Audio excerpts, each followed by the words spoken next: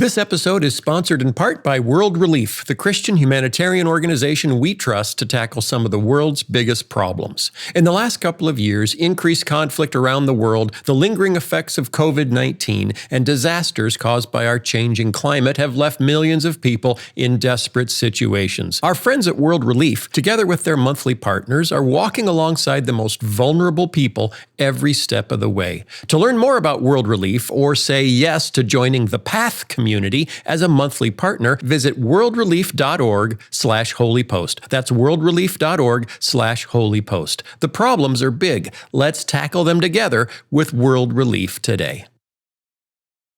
Welcome to the Holy Post. The Gospel Coalition published an article last week that brought together every divergent faction of the church to say, ugh.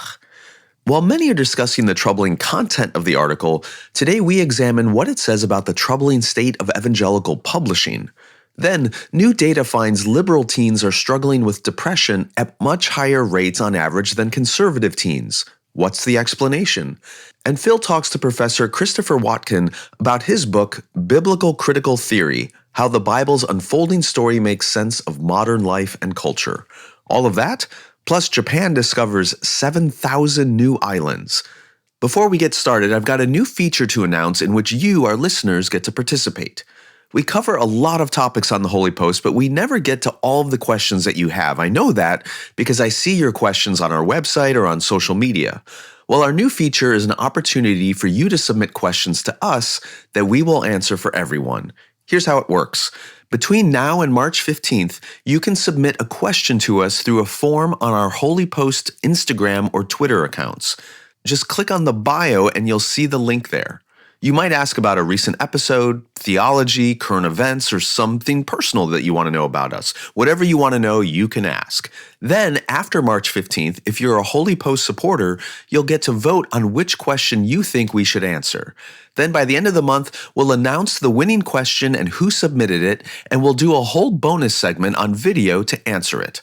I'm really looking forward to this, so head to the Holy Post bio pages on Instagram or Twitter and submit your question today. Okay, here is episode 555. Hey there, welcome back to the Holy Post Podcast. This is Phil Vischer. I am here with Christian Taylor. Hi, Christian. Hey, Phil. And Sky Jitani.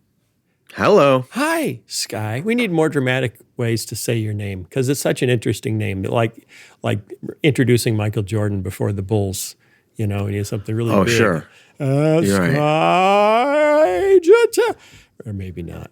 No. I remember back in the 90s in high school, I was working at a grocery store and I had a little name tag. I was bagging groceries and some guy who was coming through saw my name and he goes, "Your name is Sky?" I'm like, "Yeah." And he goes, "Do you play basketball?" I'm like, "No." And he's like, "Oh, that'd be like the best basketball name ever." Yeah. It was, the era of Air Jordan and all that. Right. Sorry to disappoint him. Sky Jordan. Mm-hmm. Yeah, that would have been good. Oh, well. And now the theme song. What's the news that you like the most? Who's your favorite podcast host? If it's breakfast, get your toast. It's Sky and Phil and the Holy Post. Sky and Phil and the Holy Post. And sometimes Christian. We have a story.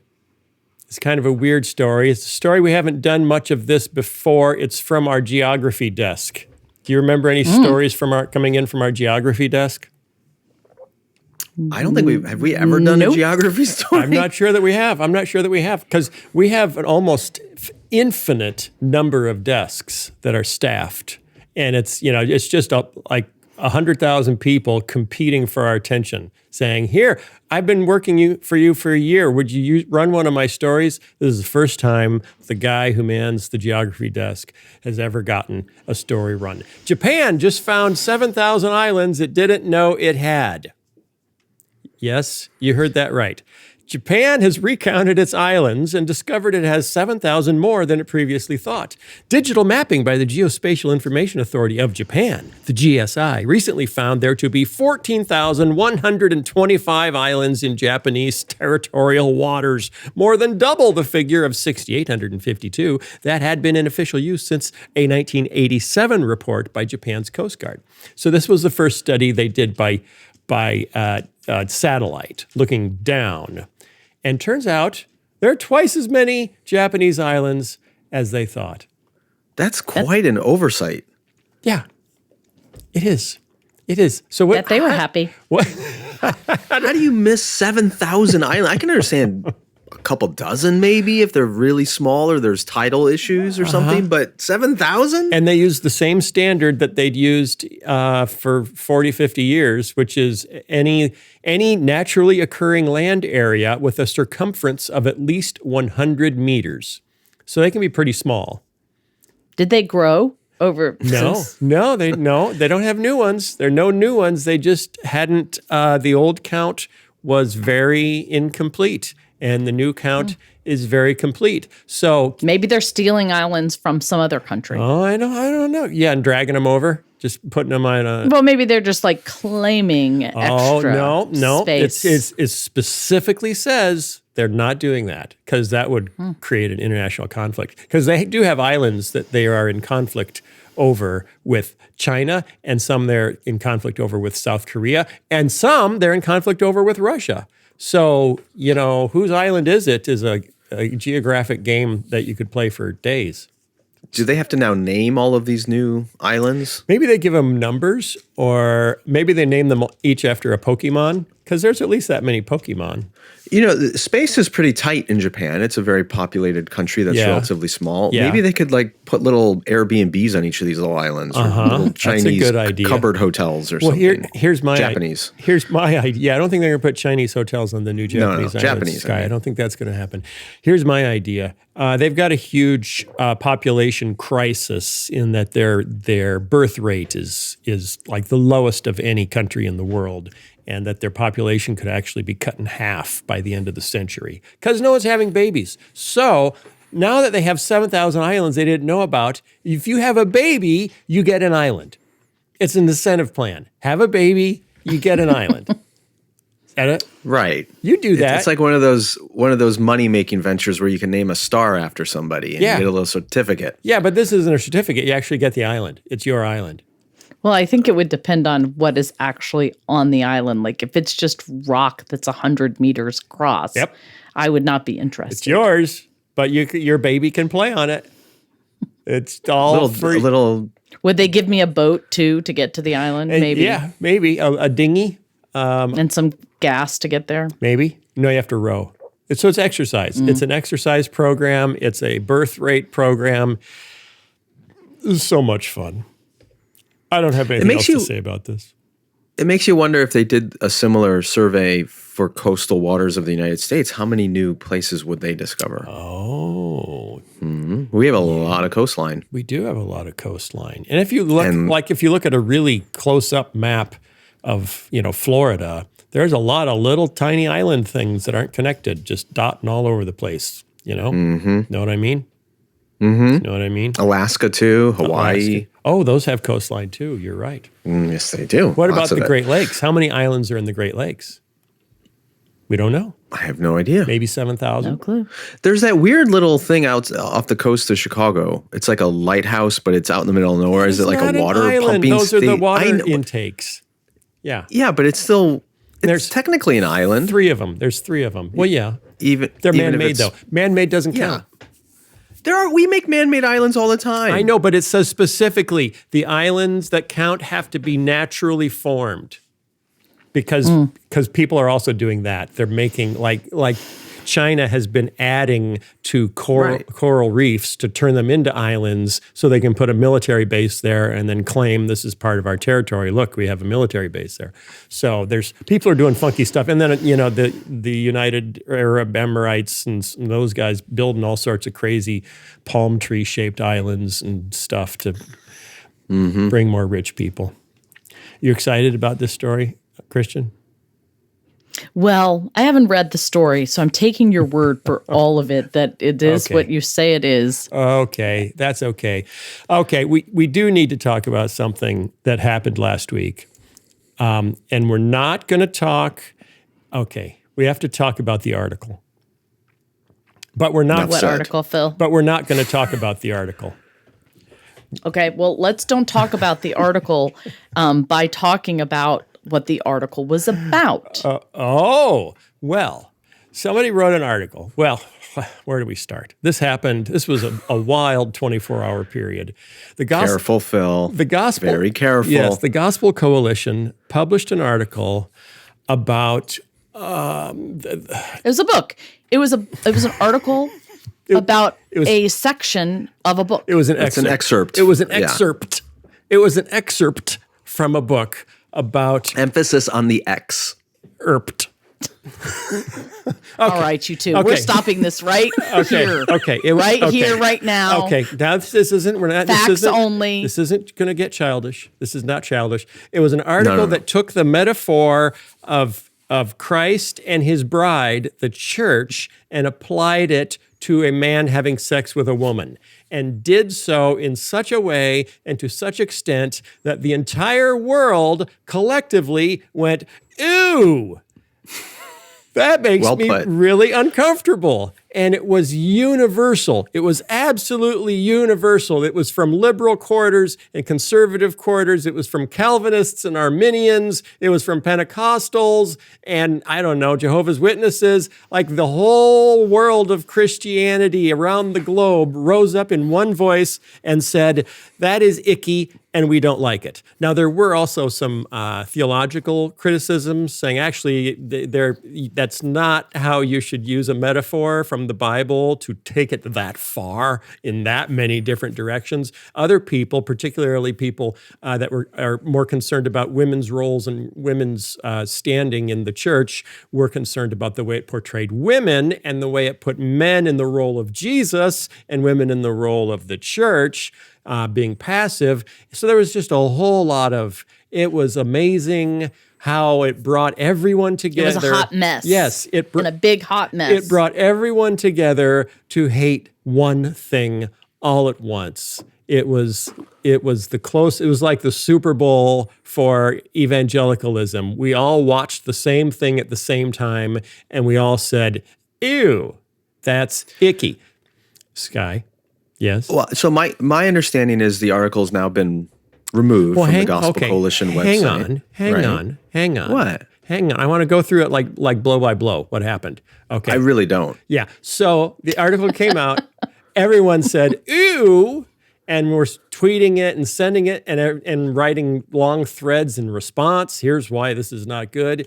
The first thing that happened was people said, oh, wait, where's the tweet that has the article in it? First thing, Gospel Coalition deleted the tweet that had the article in it. And so then people were saying for about an hour, well, you have to go to the Gospel Coalition website to read it. They deleted the tweet.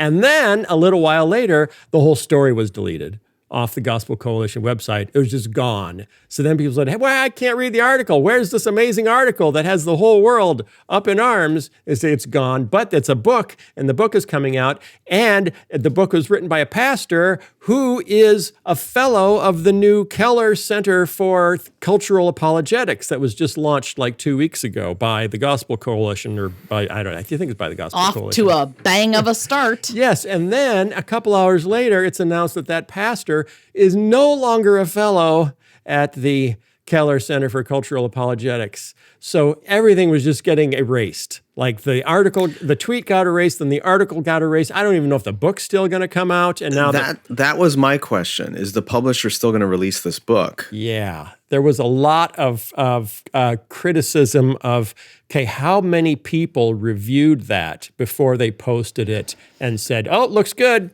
Looks good. Well, apparently not a lot of them read it before they posted reviews or endorsements of it. Yeah, there's two different things here. One is the endorsement thing. The other is the editorial part. So obviously somebody who's been in this world a long time, you write a manuscript, you turn it into your publisher. The publisher then reviews it and has editors, either outside editors they hire or internal editors that look it over, and then they give you edits or feedback or ideas or things that need to change or whatever.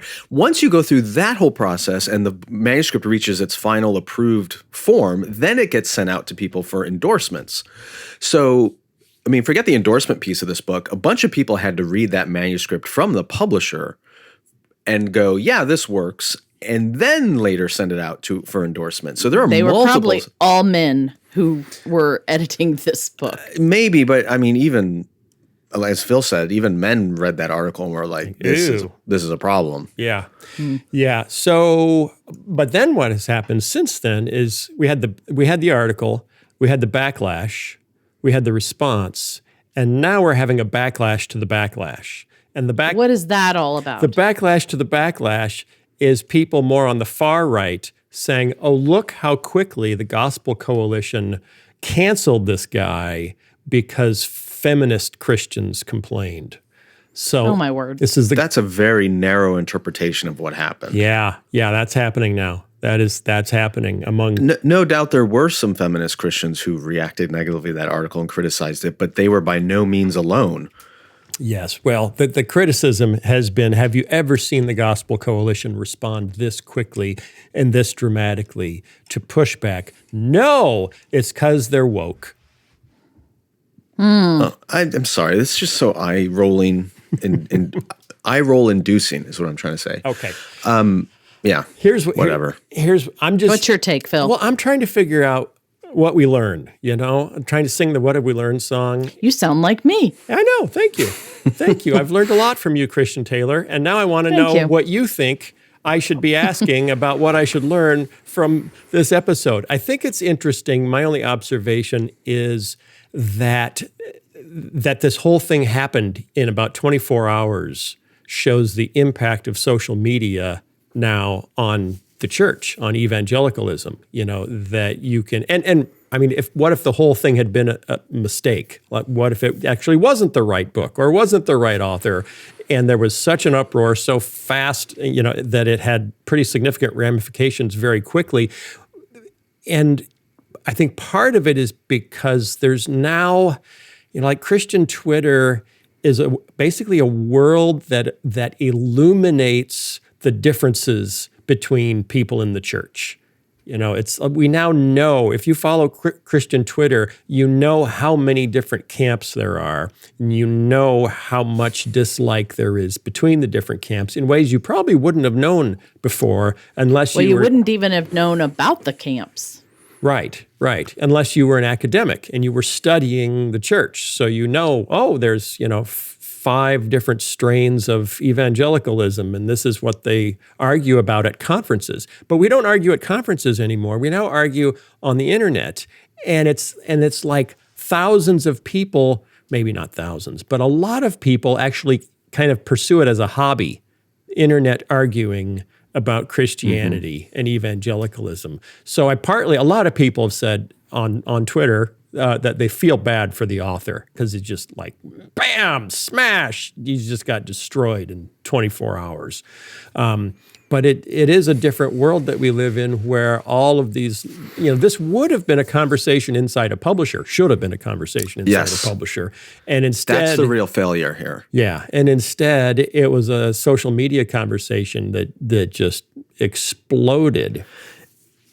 Okay, can I riff on that for a minute? Yes, Sky. The publisher, again, because this is the world that I've occupied for a while. I changed the conversation to social media, Sky. Well, I'm going to move it to publisher because we are all trying to avoid the actual content of the article. Yeah, never mind the right. article. I think it is best that you two, for sure, I agree, avoid the content of the article. So back in the day, meaning prior to Amazon and the internet and all that sort of stuff, a publisher did a lot for an author, and a lot of editorial oversight, a lot of obviously they are the ones who had relationships with the booksellers and the Barnes and Nobles and Borders of the world, and so they made it possible for your book to get into the hands of readers and consumers and stuff like that. But in the last 20 years, that has changed dramatically because for various reasons, the industry has changed. Publishers do a lot less than they used to, but they haven't changed their financial structure very much.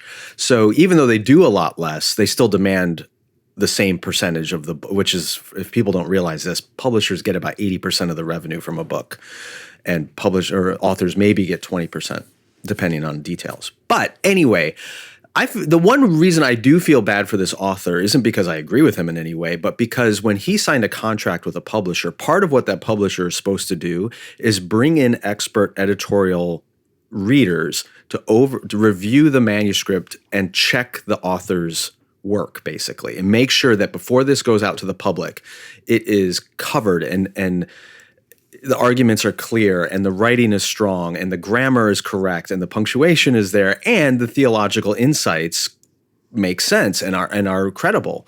And I don't know what happened here, but the publisher did not fulfill their responsibilities before releasing this in a public setting, and the wolves were, went on the attack here. Yeah. Again, I'm not defending the author, but he partnered with a publisher that was supposed to protect him from exactly this kind of assault. And if he turned in the book and they said, hey, there's problems all over this and we can't release it, so be it. I've actually been on the receiving end of that, where a publisher hired me to read a manuscript that they had contracted for, and I gave them my feedback, and I said, do not publish this book. And I'm assuming other people gave them that feedback too, and they chose not to publish the book because it was so problematic. Mm-hmm. I don't know what happened here, but the publisher failed in its responsibility. Right. And it kind of drives me nuts because it's another example of publishers doing less but demanding the same amount of revenue for their work. And I feel like the industry is broken in that regard in many places. All right. So we'll blame the publisher. We're blaming the publisher. Christian, are you blaming the publisher? Who was the publisher? I don't know. Who was the publisher? I don't even know. Well, I do think there is a pause for concern here. I mean, Sky, I think you're probably right. There are a lot of places along the way where there should have been a pause and people should have looked at things a little bit more critically. But I also think that the author should have reviewed stuff a little bit more, critically himself, because I do think his way of viewing things is slightly askew. But you're in the shower and this idea strikes you. It's like, wow, I've never heard anybody talk about it like this. Talk about married sex like this. I think I've got something here. And you pitch it to your agent, and your agent says, hey, I've never seen a book like that. That's unique. And then all of a sudden, you're go away and write it. And let's get it out there before Christmas. Well, so, and Sky, I want to ask you this. I read somewhere that there was like a 6-figure advance for him to write this book. So what if he gets paid that money up front to write the book, and then they cancel the book? What happens? Does he have to give the money back? I don't know. It depends on the contract. Yeah. But I would think, I have no idea if that's true or not. If there really was a 6-figure advance for the book, then the publisher has an incentive to make sure that the final product is really good and really clear and really not heretical or gross. And so, again, I think it's on them at that point to make sure the final product meets that criteria, and they didn't do that. And this could get really ugly if they don't release it, or he could, turn around and blame the publisher for not doing its due diligence in their responsibility here. And yes, he has responsibility to produce a book that he can stamp. There's a lot of fault here, but a lot of evangelicalism relies on publishers, radio stations, conference organizers. They are the middlemen. They are essentially the ecclesiastical gatekeepers to make sure that what gets out to the evangelical public is orthodox and good and beneficial. And this was a case, I've talked about the evangelical industrial complex a lot, but this is a case where the evangelical industrial complex failed in its responsibility to really check what they were producing. And I don't know why. We could speculate all day long as to how this got through, but and it's not the only. I mean, there's lots of other stuff that gets through, which I think is terrible, but it's not. It doesn't catch the attention of the public the way this does, because this happened to be particularly unsavory. It was somewhat off base and salacious at the same time. And that's, oh boy, is that a good way to get people's attention? Anyway, I don't want to focus on that anymore. It was just... Great, let's move on. It was an interesting dynamic to watch unfold in real time as people kept saying, wait, what article? I can't find the tweet. And then, wait, what article? I can't find the article. And then, wait, what article? I can't find the author. As they all just disappeared. I'm going to take what I said back in terms of moving on. I do want to say one thing. You ask, what can we learn from this? Yes. And yes, we can learn something from the social media. And yes, we can learn something from the publishers. But I also think it's important that we learn from the way that this is being discussed. And I think the education, there have been a lot of people speaking out about why what was said was wrong. and continuing to challenge our culture and our Christian culture in particular about how we think about women, how we talk about sex, and how we treat people, in, the social, corner, square. What do we say? Yeah. The public square. whatever. The public square. That's the word I'm Yes. looking for. Yeah, the public square. So I do think there's some merit in, this kerfuffle, I hope, will cause us to think more deeply about, the language we use around these things and how we treat each other, particularly women. I have to add one more thing about it. In that there's there's a guy named Matthew Price who writes Christian satire pieces, and he does almost one a week. He's pretty prolific. So he did one yesterday, like the day after this happened, and the headline is, "Please understand that I was the first one who was upset by the bad article." And it's entirely farcical. But he says, the number one rule of an evangelical thought leader is to always post. But the second rule of a thought leader is that you must think for other Christians so they don't have to. This is why I rarely stop to investigate the issues and learn what is going on. It takes too much time. I need to immediately weigh in or else people will ignore my brand. And then I will have to go back to actual ministry. Probably the most dangerous thing in Christianity is the bad article, which is worse than the previous thing, which I don't remember. Anyway, he goes on for quite a while, but I won't read. It was pretty funny. If you're not on his mailing list, you should get on his mailing list. Who is this? Matthew Pierce. Matthew Pierce. Matthew Pierce. He has a Substack, actually, called Evangelical Think Pieces, but none of them are serious. They're all funny. But before we completely leave this, oh come on, man! No, I'm not. I think for people who haven't investigated on a hermeneutical level or a Bible interpretation level why people were reacting to this article, I think that'd be helpful to explain. And I think agree with you, Sky. Go right ahead. Esau McCauley, I think, gave a very helpful brief Twitter discussion about it.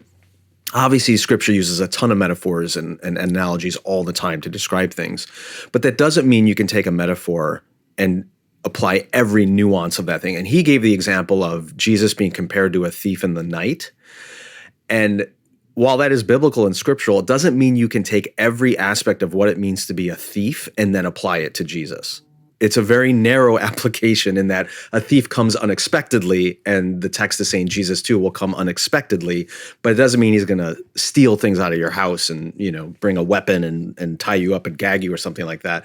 And so when it talks about, the marriage between a man and a woman is like a metaphor for Jesus' love for the church, that doesn't mean you can take every aspect of marriage and apply it to Jesus' relationship with the church. And that's where this book and the article broke down, because it pushed the metaphor too far. But it's hard to turn a metaphor into a whole book if only one aspect of it is accurate.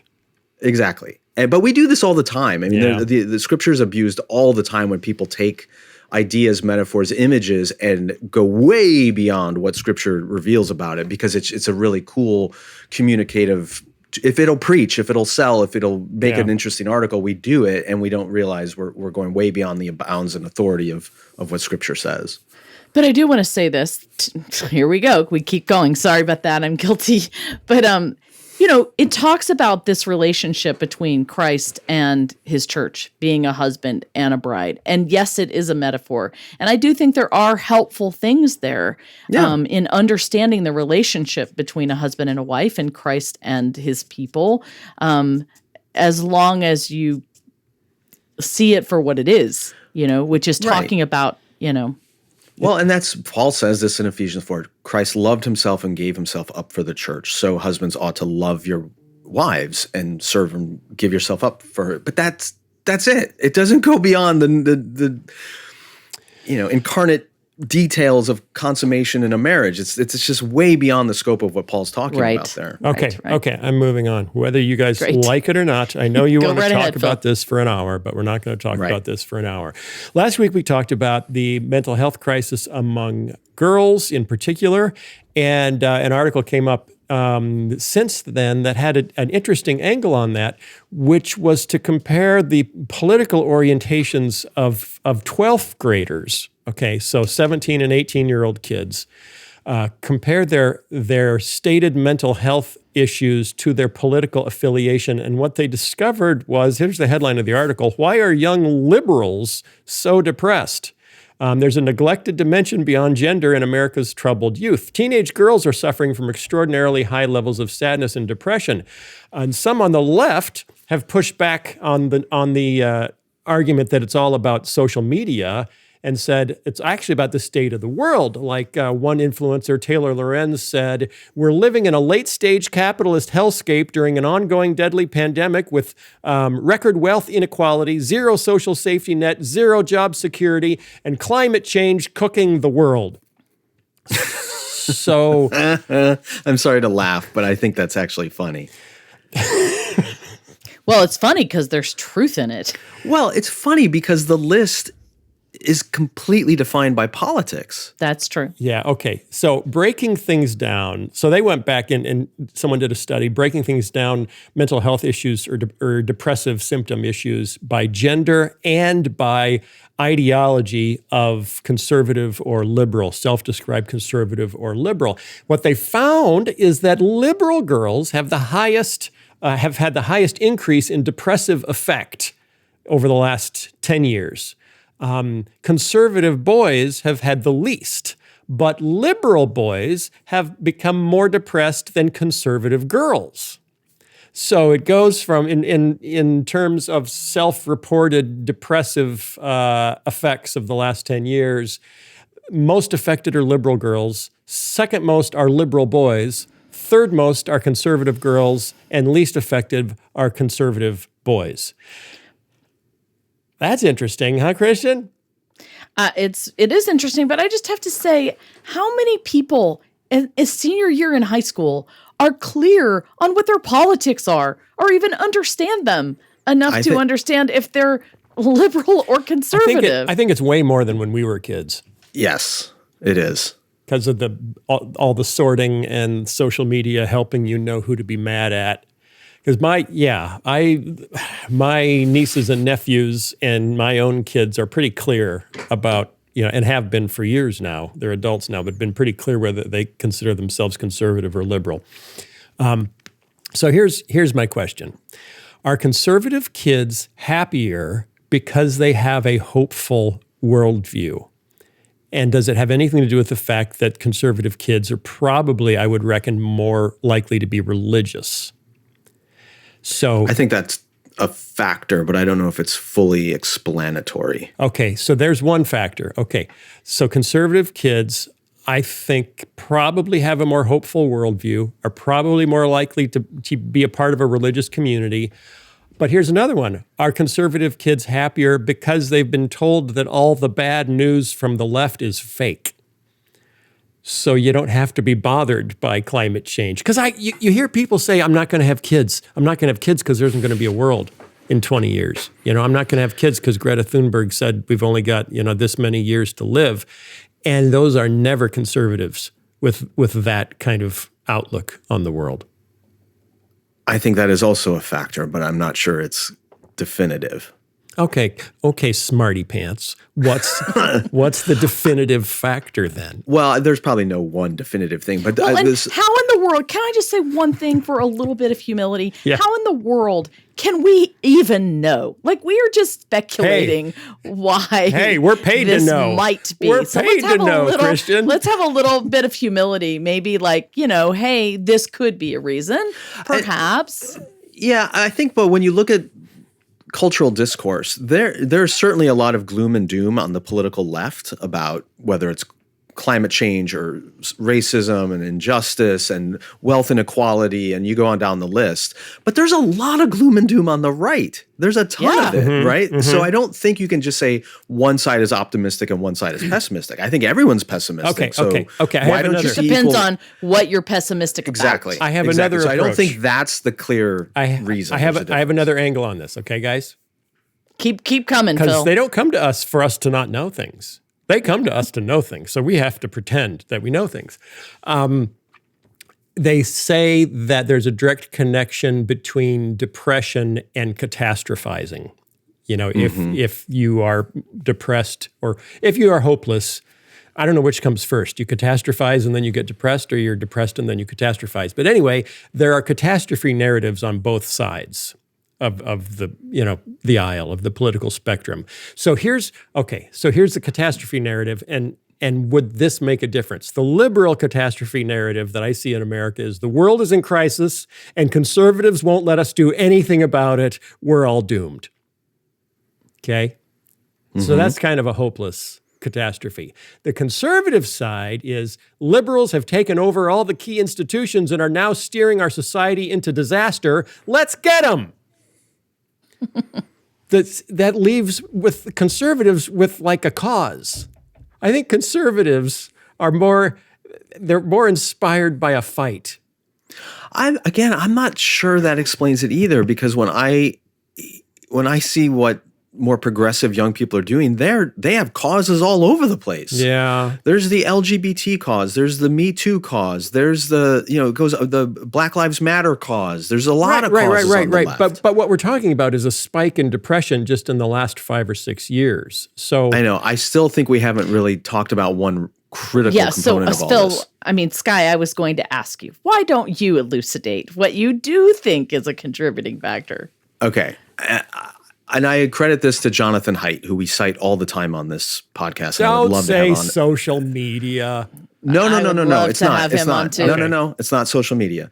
One of the ways he defines what it means to be conservative and what it means to be progressive or liberal, not politically, not even really culturally, but neurologically, that there are certain personality types that gravitate towards conservative ideas and another personality type that gravitates towards progressive ideas. And one of the key distinguishing marks is that a conservatively wired personality requires or is far more comfortable with clearly delineated categories. And more progressive, liberal mindseted people are okay with those categories breaking down or having a lot of wiggle room or porous boundaries between those categories. Just take gender. I mean, this is a big cultural fight right now. Conservatives want to say there's men and there's women and that is it. There are not, hundreds of genders. We can't have all these different sexual identities. Whereas progressives are saying, no, actually, transgenderism, all these different identities and sexual orientations, all that's fine.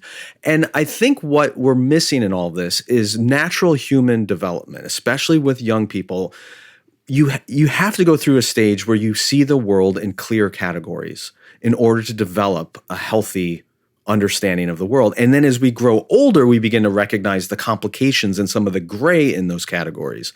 But what I think is happening in a lot of progressive communities is they're not allowing kids to ever see the world as having clear delineated categories, because that's a violation of the progressive mindset. And they're forcing kids beyond that too early.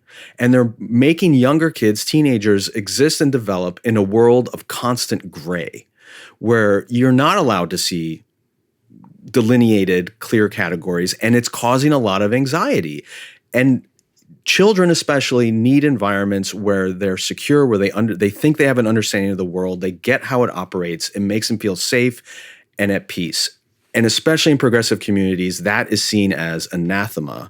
And I think it's raising a lot more anxiety for young people than we want to admit. So I don't know if that made sense. Okay. But Let me summarize. Conservative communities and households are better at giving kids secure, clear, black and white answers to things that give them a sense of safety and security. So in summary, Sky says liberals don't know how to raise children. No, I'm saying that. I mean, here's the point, though. Like, the problem with conservatives is they will lock kids into a childish way of seeing the world for too long. Yeah. And progressives will accelerate and want their kids to see the world in a mature way before they're ready to. Okay. And that's the problem. Okay. If you're 50 years old, you should not see everything in the world as black and white. Yeah. Because you should have the maturity to recognize a lot of the grayness that's out there. But when you're 15 years old, it's normal to see the world as relatively black and white. So what you're saying is all children should be Republicans and all grown-ups should be Democrats.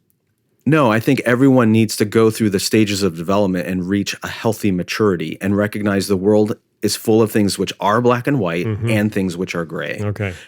And we can't have it all one way or the other. So Yeah. All that to say, I think just a simple example, and I know this is going to get me in trouble, but when I was a teenager, the question about what is marriage and am I a boy or a girl never occurred to me because we didn't live in a world that asked those questions. Right. Now, every single young person in this country has to ask themselves, am I a boy or a girl? And that, no doubt that's been an issue for a tiny percentage of people throughout human history who have struggled with their gender identity. But now we've taken that struggle and make it normative for every child in America. And that's going to create more anxiety and displacement and other struggles. So that's what I mean. Whereas in hyper-conservative communities, that question's not going to be as forced upon or prevalent as it will in progressive ones. Christian. Yeah, I mean, when I hear you talking, Phil, I think about a particular girl, and I may have talked about this on the podcast before, who was in 5th grade and in contact with just about everybody in her class who was a different sexuality. So it is among their language all the time at 10 and 11. And she was dealing with huge, gigantic issues among her friends who were either gay or trans or whatever else. I mean, she did a whole presentation on all the different sexualities for her class. And she was a sad girl. And I don't know if that's why, of course, I have no idea. But I just think there's such a weight of pressure on our young children and the issues that they're dealing with at such a young age. Yeah. And I do see that a lot. Yeah, there are a lot of kids, that I met over the years that tend to be, young kids tend to be the most secure and the happiest in the most kind of defined spaces. Right. You know you've got fences, you know where you're playing, and you know where the boundaries are. Exactly. Occasionally there are kids that react negatively to that from the get-go, but most kids are comfortable with that. Then the issue, and this is the issue with, for homeschooling, for private schooling, for whatever, the issue is how do you start to take down the fences before the kids rebel against, the constraint as they get older. So I don't have answers to that. I'm sorry. I can't. So can I just go back to the article? I have a question. Yeah. It would have been incredibly helpful if they did ask a few other questions about, why they may have, did they do that? Defining questions about why they feel the way they feel, or? It's a lot. No, they didn't go into the study that much. They took the results from the study, and the article wasn't written by the people who did that study. Okay. So no, one of the conclusions is for helping people wrestling with depression or wrestling with a lot of things, help people get out of a trap of catastrophizing, of always imagining the worst case scenario. Here's the other piece of it, and I think the article got into this a little bit, but in the past, progressivism of the past, 19th century progressivism, even early 20th century progressivism, certainly the progressivism of the civil rights movement in the 20th century, that was always linked to a Christian worldview.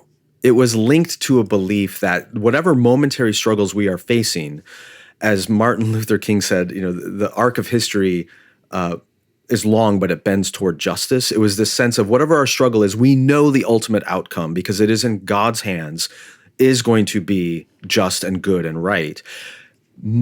Contemporary progressivism has largely abandoned those Christian foundations. And now it's saying, okay, we have all these problems and we have zero assurance that the future is in God's hands and will turn out okay. And that creates a greater amount of anxiety. It's really all entirely up to us to make this happen. And there's no higher power that is in control here.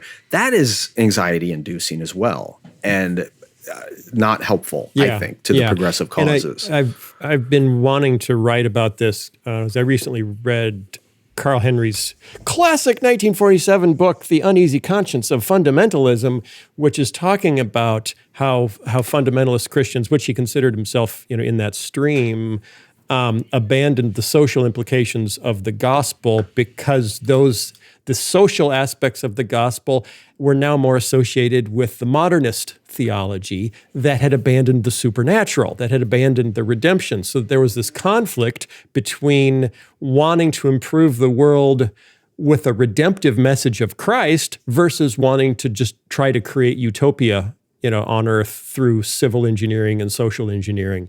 And his point of view in 1947 was that the period of the two world wars, so 1914 to 1945, 46, completely disrupted the optimism of the people who had abandoned the notion that man needed to be redeemed before society could be improved.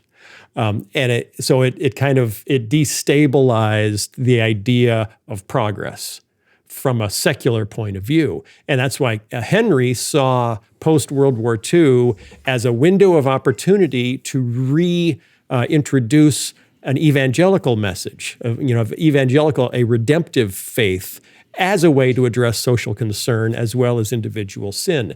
And I don't know, it's interesting to look at history now, 70 years later, and say, okay, was that 80 years later, and say, did that happen? Were the Christianity of the 50s the successful reintroduction of a redemptive view, or were the 50s simply the knee-jerk reaction to the Cold War in everyone going back to church?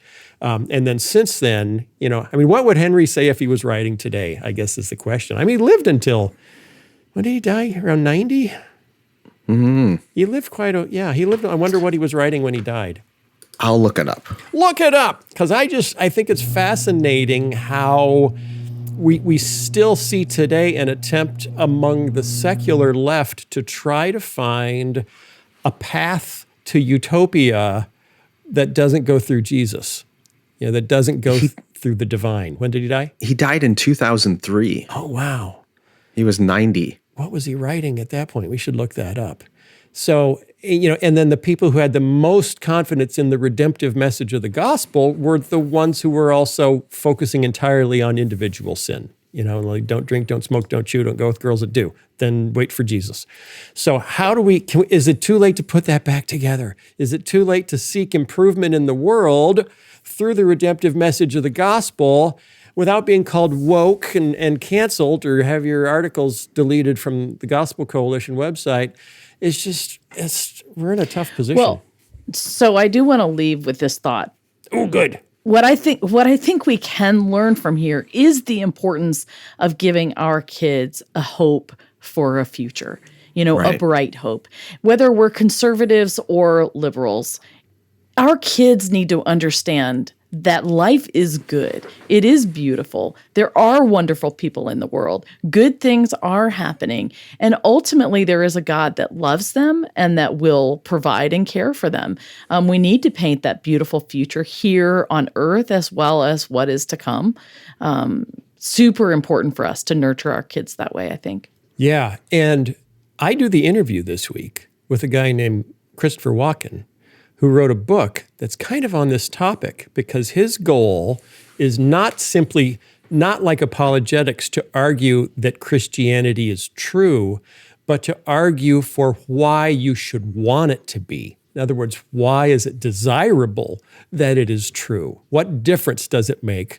How does a Christian view of the world make life so much more beautiful that even if it wasn't true, you would wish it was. You would wish it was true, even if you found out it was false. So hang out for the interview, because that's what we talk about. And Christian was right on track with that, because kids, man, before you teach the kids that there are bad cops, they need to trust that cops are generally good. Before you teach kids that there might be dangerous grown-ups, they need to trust that the grown-ups in their life are good. And want what's good for them. You got to start with a secure base before you can start to add the complexity of, actually, that cop was corrupt, was on the That's exactly the point I was making. Is there's a trajectory that has to happen, or a sequence that has to happen. And I'm not saying the world isn't complicated, or human sexuality or gender isn't complicated, or all these social issues aren't complicated. They are complicated, but it's not helpful to take a young kid and from the get-go say to them, the whole world is complicated and you can't trust anything out there at all. And that's going to leave them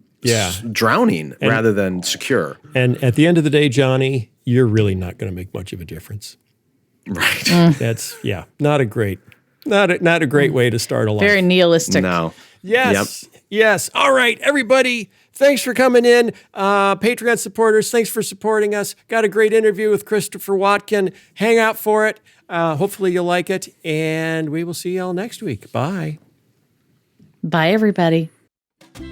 This episode of The Holy Post is sponsored by Hiya Health. Hey, do you have kids? Do you care about their health? Of course you do. Most kids' vitamins are basically candy in disguise, filled with 2 teaspoons of sugar, unhealthy chemicals, and other gummy junk kids really shouldn't be eating. That's why Hiya was created, the pediatrician-approved, super-powered, chewable vitamin for kids. 0 sugar, 0 gummy junk, yet they taste great and are perfect for picky eaters. Hiya fills in the most common gaps in modern children's diets to provide the full body nourishment our kids need with a yummy taste they love. And we've worked out a special deal with Hiya for their best-selling children's vitamin. Receive 50% off your first order. To claim this deal, you need to go to hiyahealth.com/holypost. This deal is not available on their regular website. Go to hiyahealth.com/holypost and get your kids the full body nourishment they need to grow into healthy adults.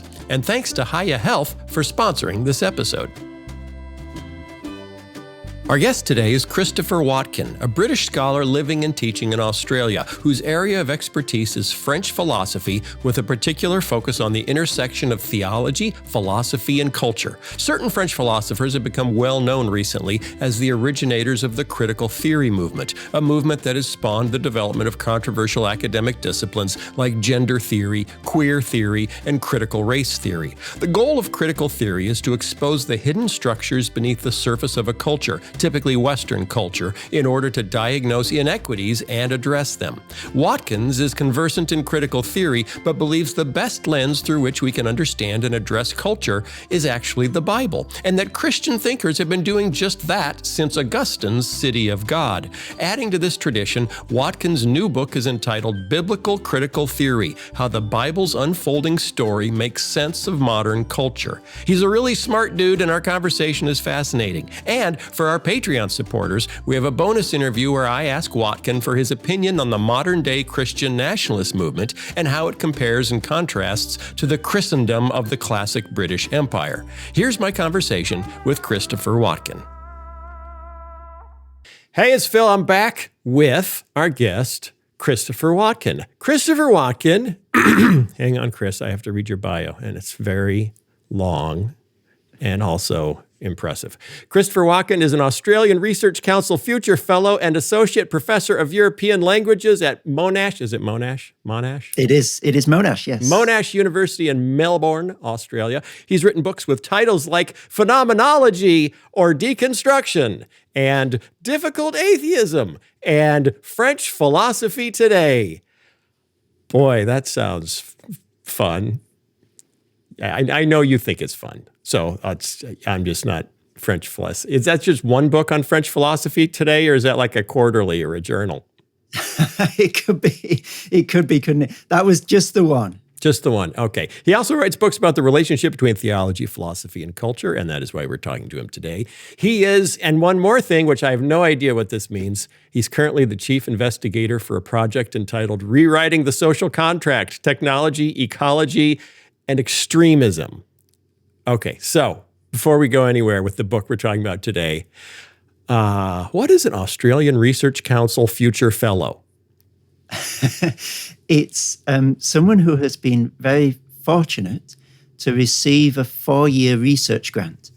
So from 2021 to 2025, I'm doing minimal teaching, and I'm throwing myself into a research project about the social contract, which essentially is, what is it that holds society together? Why do we obey laws? Why do we trust each other in society? That's what I'm looking at. Wow, nothing big.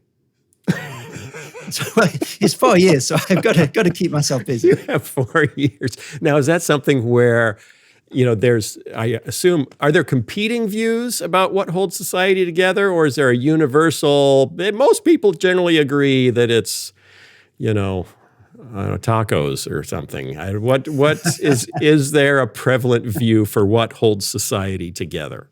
Do you know what? I haven't yet, Phil, engaged with the taco thesis of society. I'm going to have to dig that one out. Yeah, that's mine. The social contract theorists tell a story And it's essentially the story that holds us together, which I think is just really interesting from a Christian point of view. So it's almost a creation story that we were living in what Thomas Hobbes called a war of all against all. Everybody was just out for themselves and stealing from each other and killing each other and whatever. And then everybody got together, and this is how the story goes, and thought, we're going to get on better if we put someone in charge of us with the right to punish us all. And if we all obey that person, because then we're not going to kill each other and we're not going to steal from each other. And so they put this Leviathan, as Thomas Hobbes calls it, in charge. And that's the story of how we got to the society we got to. Now, the interesting thing about that is not whether it happened or not. Nobody's saying it actually happened like that. The interesting thing is the way that the story shapes our expectations of what we should expect from each other in society. And for example, that we should put up with authority, even if it's not great, because the alternative would be worse, that sort of thing. Right. So it's stories shaping our view of who we are and how society will be, which from a Christian point of view, of course, is just fascinating because we have a story of creation, fall, redemption, and consummation that shapes the way that we live in society. And so there are lots of parallels. It's not a Christian story, the social contract, but there are lots of parallels with the way that Christians are. Even if the Leviathan is Constantine, then does it become a Christian story? Well, for Hobbes, it doesn't matter who the Leviathan is. Okay. Like, providing they don't kill you, they can do whatever they want. Providing they don't kill me. Yep, so he's got a pretty extreme view of it. If they threaten your life, you can resist them. But short of that, for Hobbes, they're the authority, and the alternative is worse, so just suck it up from his point of view. Interesting. Fascinating. Okay. Not in the book yet. We're not going into the book yet. First, where were you born? Where'd you grow up? And did you grow up in a faith tradition? I was born in sunny Yorkshire, God's own country in northern England. And I went to church once when I was a child. I would guess I was 7 or 8. And if there's anything that counts as an inoculation against religion, that was it. Oh my goodness. It was traumatic. I was thrown into this Sunday school class. I was quite a shy child, so I didn't really enjoy being around people I didn't know. They were talking about a book that I'd never read called the Bible. We had to color something in. I didn't understand it.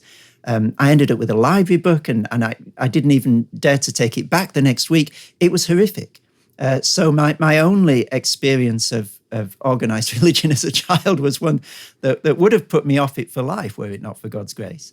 And then later on, when I was about 15, I went on a trip to the battlefields of the First World War with school and just saw the fields and fields of gravestones and thought, wow, something serious has happened here. And I wonder whether it all has a meaning and where all these people are now. Are they just, sort of food for worms, or is there something more going on? And a friend on the trip invited me to church with her. And, as you do when you're 15, you check it out. What's the worst that can happen? And over a period of 1 or 2 years, I got to the point where I couldn't walk away from what was going on at church. I didn't believe it yet, but I couldn't just dismiss it. There was something about the way that Christians loved each other that was strange and unique in my experience outside a family context. And there was something about this Jesus they were talking about in the Bible that he didn't fit in any categories that I had really. Like, he was very wise morally, but he was also ridiculous, like in claiming in John's gospel that, before Abraham was, I am, claiming to be God. And, there are wise people and there are people who claim to be God, but they're not the same people. The people who claim to be God end up in some sort of institution usually. And so I just didn't know what to do with him. And I became a Christian at a moment that I don't recollect. I prayed a couple of prayers of commitment. Nothing happened. The heavens didn't part. Voice. Your heart wasn't strangely warmed? Neither was it warmly strange, no. And the first time I think I recognized that I was a Christian was the first summer camp I went on, a church summer camp. And the way in which I was electrified by the gospel teaching and really enjoyed serving other people were two things that I didn't expect and were really new to me. I thought, okay, this is what it feels like to be a Christian then. And you were 15, 16? Yeah, around that age. Okay. And was that in the Church of England? Or It was. Okay. It was a cipher camp, Church Youth Fellowship Association. Wonderful, wonderful institution where you go to a boarding school over the summer. The students out there, it's a summer holiday. You take it over. There's games, 2 gospel talks each day. It's incredibly formative for myself and I think for lots of other people as well. Okay. And how did you end up in Australia? Well, it all comes from marrying an Australian. Wow. That's the key. So Alison, They're not allowed to leave, so you have to go there. Is that how it works? Well, I think, I came over here and I found it is actually a very nice country. The weather is rather pleasant, and there are lots of parks for the kids, and the education system over here is not too shabby either. And it is a very lovely place to live. And my wife and I were happy to live in either country, but family circumstances made Australia the wise choice for us. And so we came over here in 2011, and by God's grace, we're still here now with two children. Fantastic. And are you familiar with Bluey, the Australian kids show Bluey? Oh my goodness, yes. Yes. Would you Intimately say familiar. that your family resembles the family in Bluey? Would you say that? For real life? No,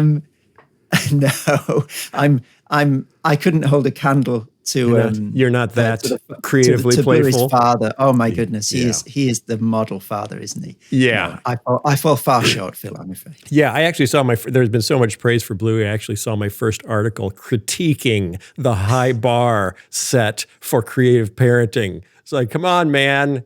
Yeah. I can't keep up with Bluey. Bandit is unattainable. I've given up trying. Yeah.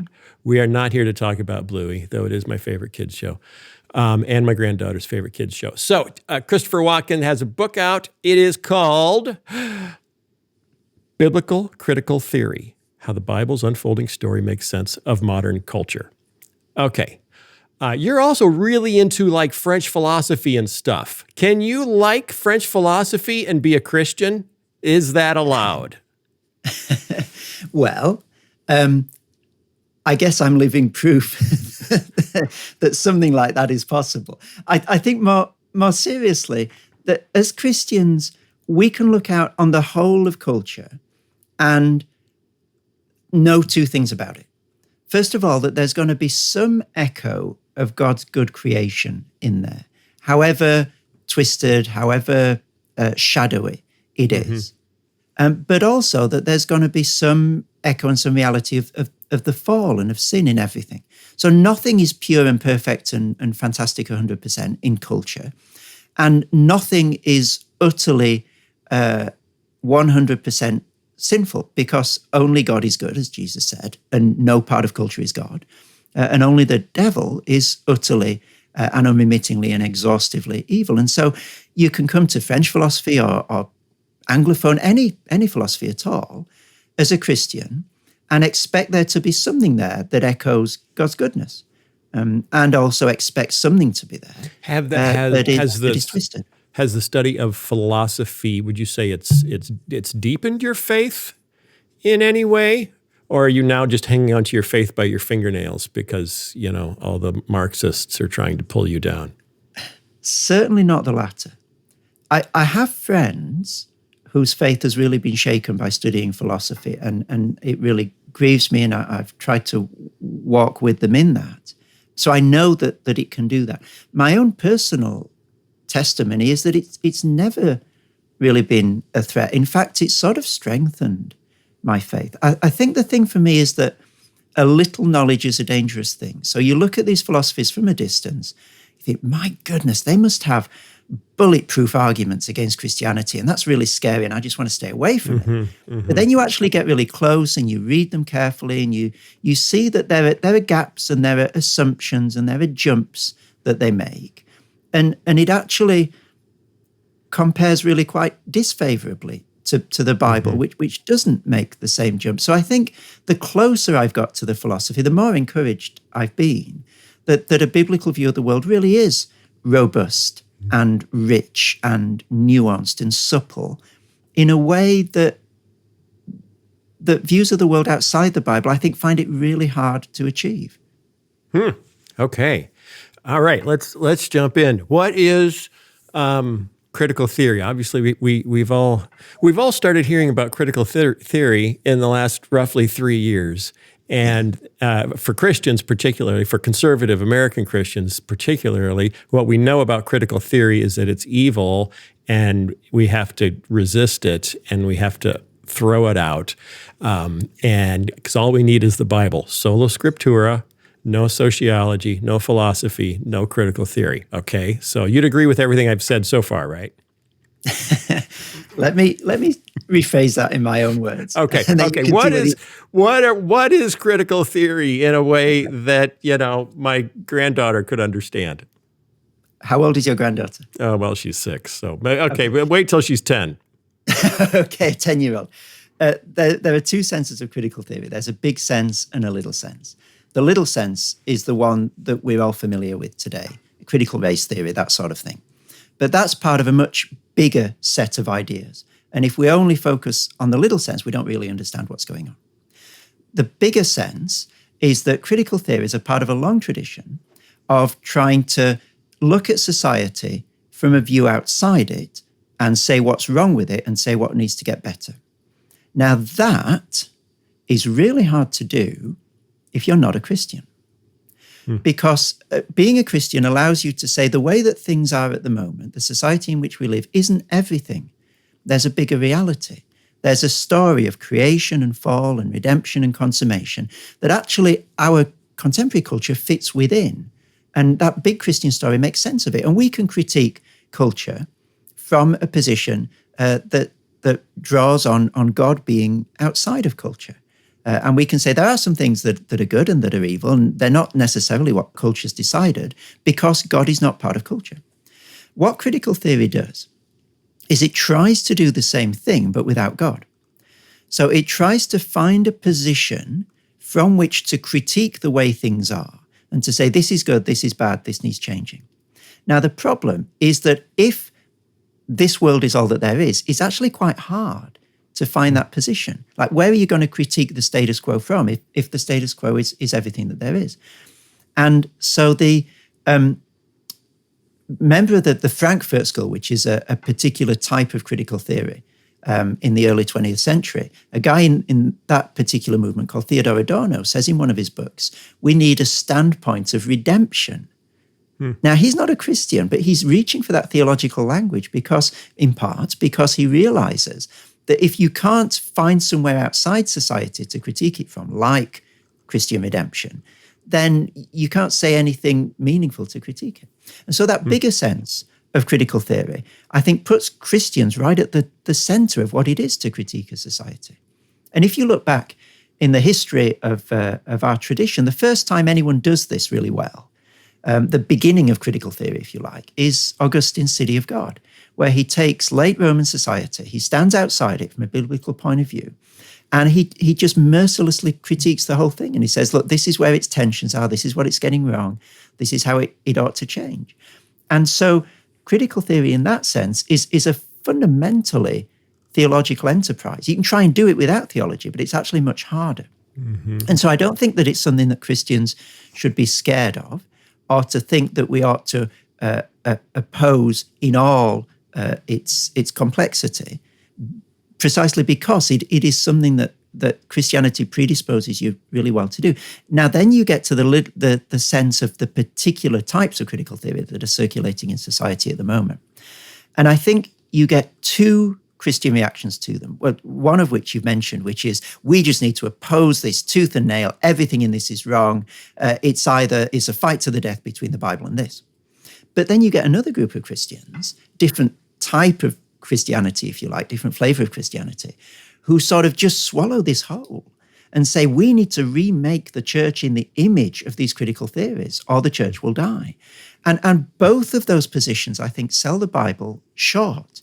And what we should use as our model is neither we've just got to fight to the death, or we need to remake the church in the image of this. But we should do what Paul does in 1 Corinthians 1, where he takes Greek wisdom and the Jewish demand for signs, And first of all, he says these are not the Christian message. There's an opposition, an antithesis between what the Greeks want with their wisdom and what Paul calls the word of the cross.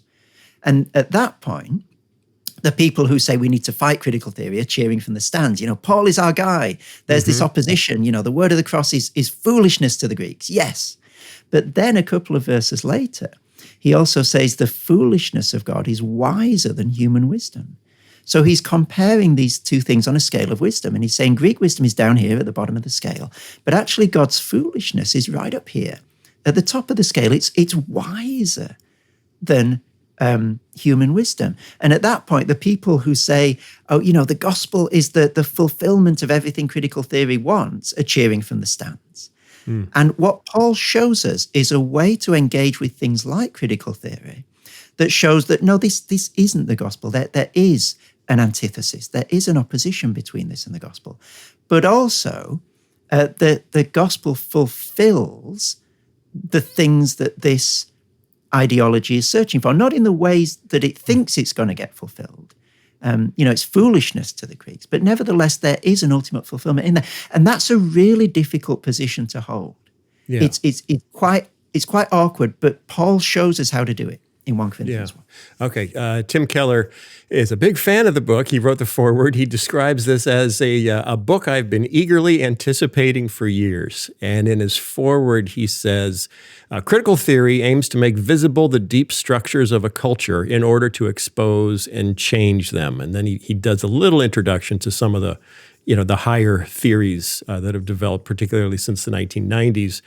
But then he says, so a biblical critical theory, and you can tell me if you agree with the foreword to your book, or if you disagree with it. A biblical critical theory must first expose the main flaws in the dominant culture's narratives, showing how they fit neither human nature nor our most profound intuitions about life. Then Christian theory must point to the beauty and truth of the gospel as the source of numerous fulfilling counter-narratives.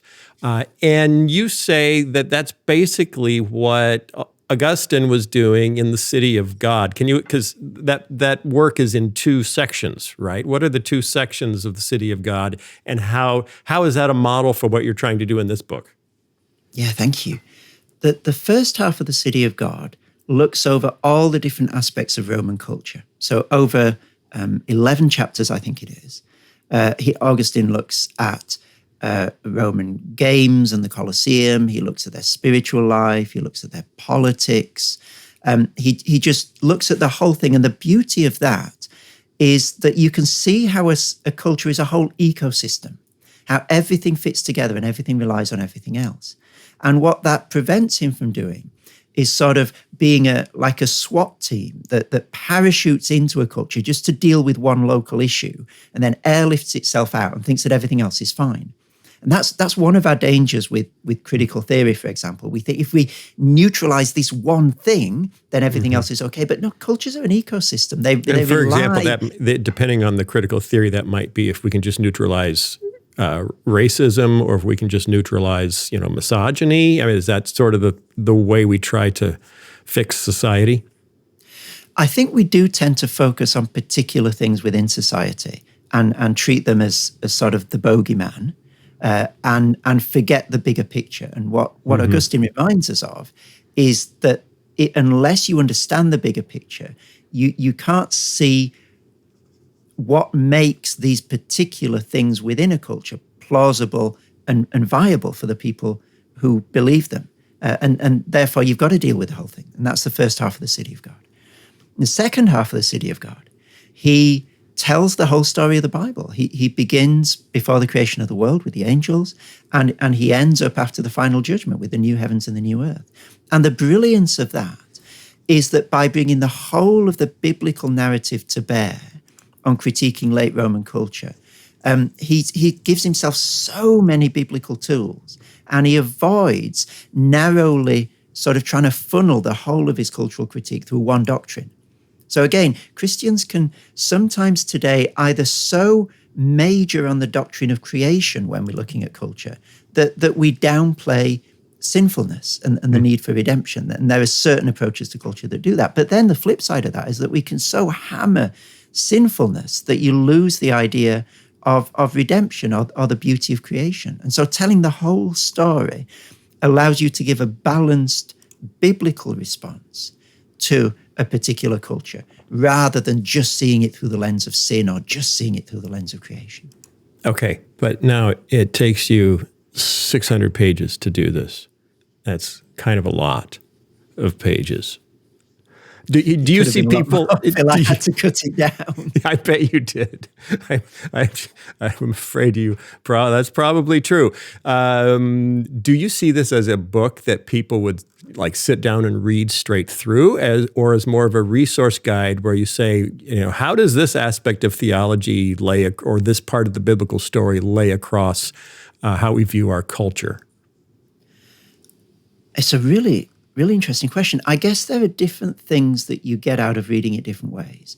So there's a sense in which the whole story, the impact and the strength of the whole story comes from it being the whole story. It's like, if you just screened half an hour of The Empire Strikes Back and said, well, that's enough, go home now, we've been entertained. Yeah. People would say, no, you need to begin at the beginning. Tell me a long time ago in a galaxy far, far away, screen the films in order, and then the full impact of the story can hit home. So there's a sense in which, unless you start with Genesis and end up in Revelation, you don't get the full punch of the story. So there's something to be gained by reading the whole thing.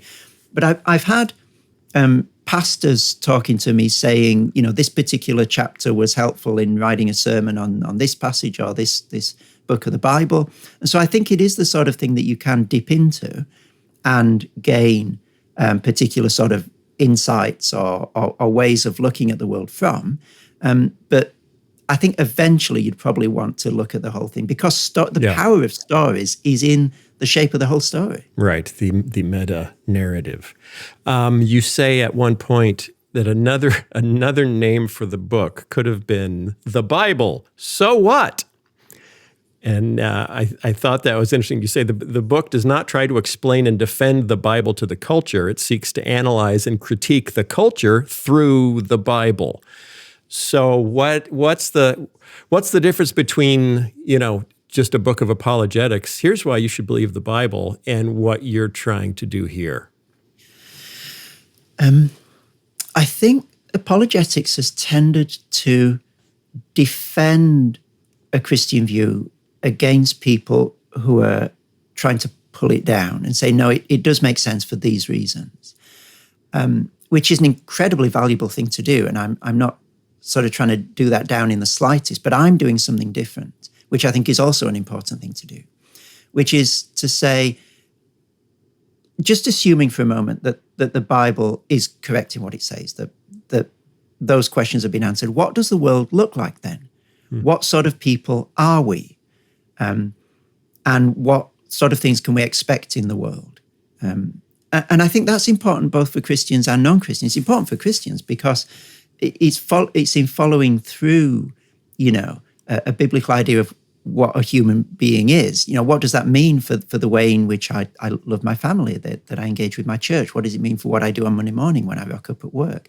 There are all these so what questions that flow from biblical doctrines that are really important. But I think it's also important for people who are not yet Christians to have a sense of what they'd be letting themselves in for if they do end up committing to Christianity. And this is an argument made by Blaise Pascal, the 17th century French apologist, a mathematician and general genius guy, who said, you've got to make people want Christianity to be true. Otherwise, they're not going to be bothered about investigating whether it is true or not. And so I guess part of the so what question is showing that the Christian view of reality is actually incredibly attractive and fresh and surprising and rich in a way that I think people have forgotten. Like non-Christians just assume that it's uniformly oppressive and monotone and narrow and boring. And I think often Christians forget the thrill of, to use the title of a recent book, the thrill of orthodoxy, that it is actually an amazing world to live in if the Bible is true. And just trying to bring some of that out in the book. Okay. You say you're trying to present in the book the Christianity of Christ, which is all too often not the Christianity of Christians. Did we at some point stop using the biblical narrative this way? Did we divorce, looking at the world through the Bible? Because to a certain extent, I see in my own tradition, which is an American, fundamentalist tradition, I see an oversimplification of looking at everything through a pretty narrow biblical lens of, sinner and redeemed, the bad guys and the good guys, and end times eschatology, and so we've compacted it down to a very reduced story that eliminates much of our engagement with culture. Like, I don't have to engage in culture because it's not going to be here very much longer. As Moody would have said, I just need to fill my lifeboat, get as many people into the lifeboat as possible. That is my end view of culture, is that it's a sinking ship. So do you think there was a point where we were doing this well and then stopped doing it, or has it been a mixed bag all along? I guess it depends who the we is. Yes. So I grew up in a culture where, a lot was made, for example, of the writing of John Stott. And he was doing that all through the 20th century. And I think there are currents of Christianity that have been consistently doing this. That there's a particular sort of type of Christianity, I guess, that you're alluding to. That has sought to narrow its focus in ways that perhaps don't completely reflect the way in which Paul does ministry in the New Testament, I would suggest. But that's only one sort of local expression of Christianity. If you look at the church more broadly, I think that Christians have been doing this sort of thing consistently. It's just that the particular traditions of Christianity have downplayed it recently. Okay. And but you're going to fix that? You're going to help us fix that? I have tried to express in the book the thrill that I have in the biblical story, and it is up to God what he wants to do with the book. Okay, because it feels like, I made a note of this when I was thinking about this interview, it feels like parts of my own Christian tradition narrowed down the implications of Christianity to be primarily about eternal destination. If you die tonight, do you know where you'll go? And that was pretty much it. That's the appeal of Christianity, is knowing where you'll go when you die. And you said something early in the book where you said, that you don't. The goal isn't to show that Christianity is true. It's helping bring someone to the point where they want it to be true. And some people would say, well, yeah, that's exactly why we talked about your eternal destination, because that makes you, so what's bigger than that? What's for you? That's part of it, but you're missing so much more. How do you expand that view for someone? Well, the first thing I'd want to say is that it is really, really important where you're going to go when you die. Like, let's not play that down. Not downplaying eternity. Absolutely, my goodness. No, you cannot read the book of Revelation and downplay eternity. But then again, you can't read the prophets and downplay society. Yeah. And you can't read Paul and downplay culture either. So I guess what I'm trying to do is just let the whole Bible have its say. And so when Jeremiah's writing to the exiles, he says, work for the peace and prosperity of the city where God has put you. He's not simply saying, try and get as many people in your lifeboat as you can and let Babylon go to hell in a handcart. There seems to be something else that he's saying. Like, he's not, nor is he saying it doesn't matter whether people are saved or not. I think what we've got to get away from is this either or thing. Like, either you care about eternal destiny or you care about culture, but you can't care about them both. I think what we must say as Christians who've read our whole Bibles is that you must care about both, because the Bible cares about both. And if you let either of those things go, you're being sub-biblical. And so, you read Amos, you read the other prophets. My goodness, it matters how we structure our society. Things like justice really, really matter. And they matter because they matter to God. He is the defender of the widows and the orphans, not just the lifeboat maker. And we've got to give the whole of the Bible its full weight in the way that we try to engage with society. Okay. There's another key concept in there called diagonalizing. What does it mean to diagonalize something? Because I think I get it because, I've often said, particularly on social media, I don't like the American political buckets of the left and the right. And you're either in one or the other. And if you refuse to be in one or the other, that means you're just in the wishy-washy middle and you don't really have a point of view.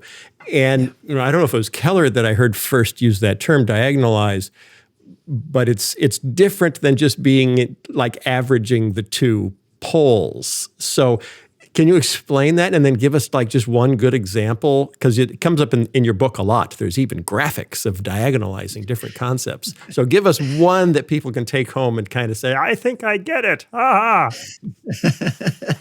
Oh, I love your voices, Phil. That's brilliant. Reminds me of all those videos I watched of yours. Let me try and explain it through an example. Okay. So there's a beautiful image in Genesis 1 of human beings being made in the image of God.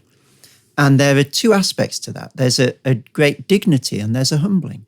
The dignity is that of all the things in the created order, only human beings are in the image of God, like a beautiful Beethoven symphony or an amazing sunset or a school of whales, whatever it is. None of that is in the image of God. Only humans are. Wow, that is very dignifying. That gives a weight and an importance to human existence. But in the very same motif, we're also reminded that we're not God. We're the image of God.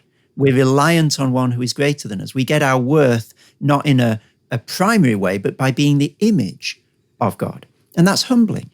That reminds us that we're not the top dog in the universe, that we rely on God. And then what modern ways of thinking about human beings do is they take both of these good biblical principles, but they rip them apart from each other and they set them up in opposition to each other.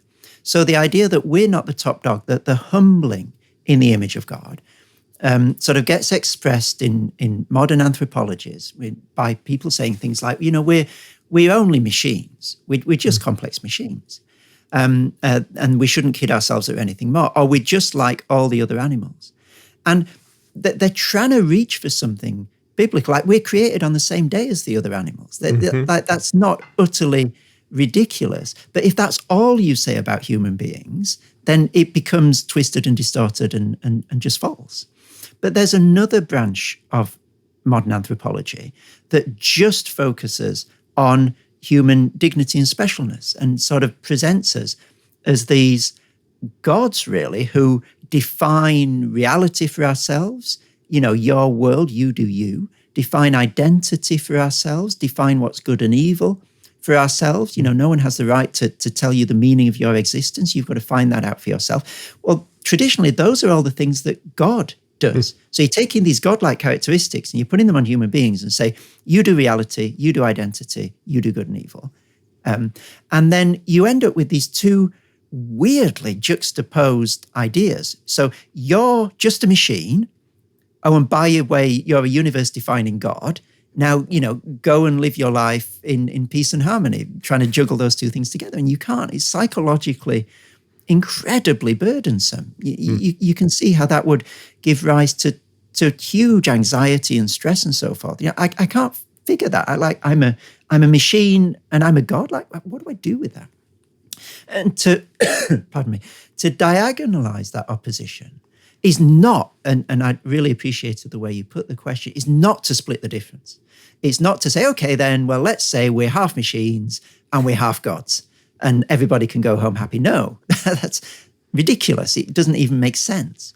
To diagonalize it is to say, well, both of these things are dismembered heretical parts of a beautiful biblical whole, which is that we're made in the image of God. And that gives us great dignity and that gives us great humility. And so to diagonalize it is to try and repatriate these two distorted sort of photocopies of biblical truth that we find in our society and say, no, let's just go back to the image of God, because there you find these things in beautiful harmony with each other.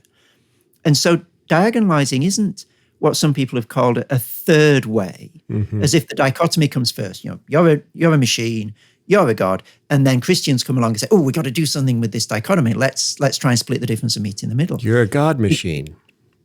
Well, exactly. It's more like a first way. No, let's go back to what this is already a heretical reduction of. Let's go back to the beautiful, harmonious biblical truth. Let's go back to the first way. What do you do?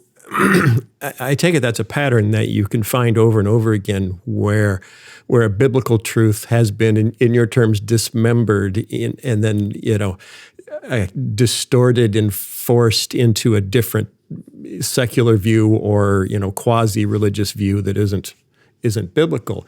What do you do with what do you say to the people that say, well, yeah, but the Bible, through history, the impact is whoever says they know how to interpret the Bible oppresses everybody else. So you're a white male, I'm a white male, we're Western, we've always been on top. The Bible has served our purposes, of dominance. Is it because we're getting it wrong? Is the critique valid? I think the very instinct behind that critique is thoroughly biblical. So if you look at the ancient societies, there's a self-critique welded into Hebrew society that you don't find in Babylon and Assyria. You find the prophets denouncing the people in power all the time. And the prophets are sort of understood to have an authority in Hebrew society. And that's weird. There should be a group of people with a certain authority in society, and one of the main things they do is they point the finger at those in power and tell them that they're abusing it.